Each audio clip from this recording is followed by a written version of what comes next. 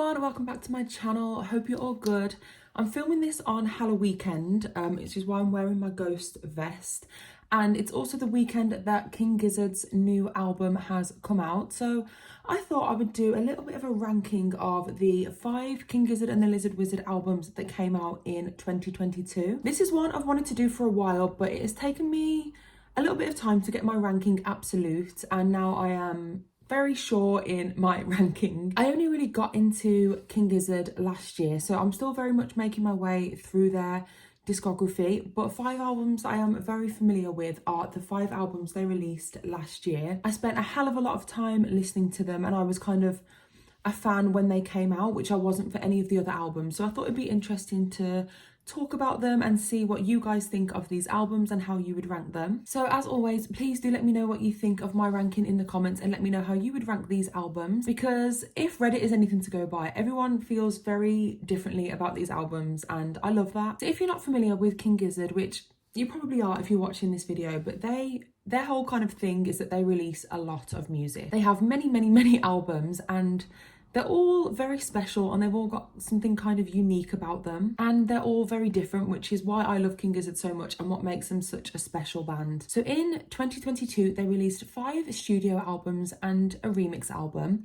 I'm not going to talk about the remix album today. It's called Butterfly 3001. I'm not going to rank it just because it has so many features. It doesn't really feel like a King Gizzard album to me. And if I was going to rank it, it would be at the bottom of the ranking. So yeah, I'm just going to be focusing on the 5 main albums. And you know what? This was very tough because I actually do really enjoy all of these albums in some way. I think they all do bring something very special to the table. So really, it's just about personal connection and which ones I find myself reaching for the most. So yeah, let me know what you guys think and let's just get started. So in 5th place is going to be the album Made in Timeland, which was the first album they released in 2022. I'm going to put the genres that Wikipedia lists this album as here. I'll do it for all the albums. And looking at these, it makes complete sense as to why this is my least favourite album. So this album has 2 tracks. Both of them are exactly 15 minutes long. They both have a consistent clicking sound, which I think is at 60 beats per minute, and then the rest of the music is built around that clicking sound. It's definitely an interesting album, this one. It really does stand out from the rest of their albums. And while I definitely don't dislike this album, I do think it's the one that I probably reach for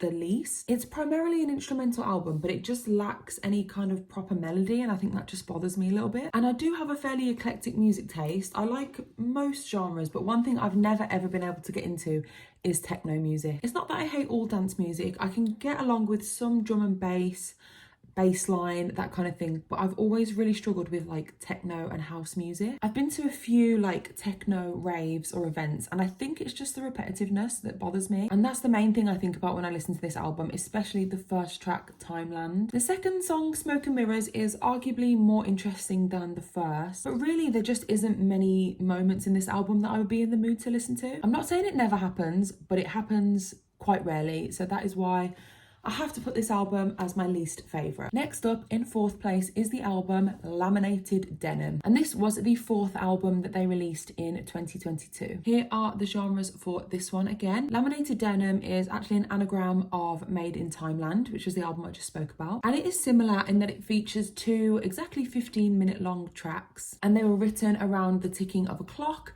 But this one is a little bit more up my street because it leans more towards the psychedelic, progressive rock kind of sensibilities. I really do enjoy this one. I find it so relaxing and so soothing to listen to. I find myself reaching for it quite often. Something about it is just very soothing. Like, it just always manages to put me in a good mood when I listen to it. I think it strikes a really great balance between the more kind of chill, like easy listening vibe, and then the more groovy, heavier King Gizzard sound. And to be fair, I might sound like a hypocrite because this one is kind of repetitive, but I just don't seem to notice it as much as I do in Made in Timeland. I'd love to know how you guys feel about that, but I definitely find this one more enjoyable, and especially I adore the last 3 minutes of the track, The Land Before Timeland, especially like when the synth comes in, because it just changes the whole vibe of the song and I just love that. It's so good. And then the second track, Hypertension, is an absolutely amazing song, really impressive, and obviously it's 15 minutes long, but it definitely doesn't feel like it. It's so engaging, so captivating, so creative, and it's one of those ones that I would love to be able to hear for the first time all over again. And it goes in like so many different directions throughout the song, and kind of the same as in the song The Land Before Timeland, like the last 3 minutes just round everything off really nicely. And it's just nice, and it just leaves you feeling like better than you did before you put this album on. That's kind of cheesy, but it's how I feel. Okay, so third place I struggled with because I absolutely adore the next three albums that I'm going to talk about. They are really just on another level. So this was definitely tricky for me. But in third place, it's going to be Omnium Gatherum. And this was the second album they released in 2022. Here are all the genres once again. And as you can see, this album is extremely eclectic. And that can either be a good thing or a bad thing, depending on what you're into. And this is also a pretty long album as well, actually. I think it comes in at about 80 minutes. There's a lot going on. There is definitely a lot going on, and it is a journey to listen to this one from start to finish. There's 16 tracks on this bad boy, and they all do bring something very different to the album. There are some songs that I'm not too keen on. The more hip-hop leaning songs I have tried, but it's just not my style, I don't think. But the good moments are so good. That's why I have to put this album in third place. The song Magenta Mountain is one of my favourites. I absolutely love the dreamy vibe. The vocal effects really add to it. It's that kind of thing where it sounds like it's being sung underwater, and it just adds so much to the song. It's so catchy as well. The melody is beautiful and it's so unique. And another song I absolutely love, Kepler 22b. Oh my gosh, I adore Kepler 22b. It's probably my favourite song on the album, actually. I don't know why, but the catchiness of the chorus, I just love it. I also love, of course, The Garden Goblin, just for its Syd Barrett, early Pink Floyd inspired lyrics, and its 60s psychedelic sound. The song Persistence is a great one, and Presumptuous. Actually, I need to talk about Presumptuous because the guitar in Presumptuous is probably my favourite moment in the whole album. I like it because it sounds kind of like something from the King Gizzard album Quarters, which is one of my absolute favourites. And obviously with an album as experimental as this, there is going to be parts I don't like. So as I mentioned, the hip-hop rap inspired songs aren't really for me. So there are a few skips on this one, but the high moments really just make up for it. And I do reach for this one very often, and I think it has some of the strongest King Gizzard songs of all time, Kepler 22b being one of them. It's a fantastic effort, and I think the beauty of this band is that you may not like everything that they put out, but they do it in their own style, in their own way, and I love that. And even if you don't like one thing, it won't be long until they release something else that might appeal to you a bit more. And I think I'll just always appreciate their desire to push the boundaries and just do something different every time. Okay, we're at second place now. This decision, again, was really tough for me, but it just makes sense. And in second place for me, I'm going to put Ice, Death, Planets, Lungs, Mushrooms and Lava, sometimes known as Ice Death. And I actually really didn't love this one straight away. It took a few listens for me before I really got into this one. Now that it's grown on me, I obviously absolutely love it, and it does kind of remind me a little bit of like King Crimson, which is maybe why it took me a while to get my head around the music. And the interesting thing and unique thing about this album is that all of the 7 songs are built around the 7 Greek modes. This means that every song is quite different and has a very different like tone or vibe to it, but I think the jazziness and grooviness is prevalent on all of the songs and kind of brings the album together in that coherent way. If I had to choose a favourite song on this album, I think I would have to choose Ice 5. It's probably my most listened to King Gizzard song of all time. I absolutely am obsessed with it. There's this one part of Ice 5 that I just replay over and over again. I wish that the whole song was this. I don't know why, but it just scratches like an itch in my brain.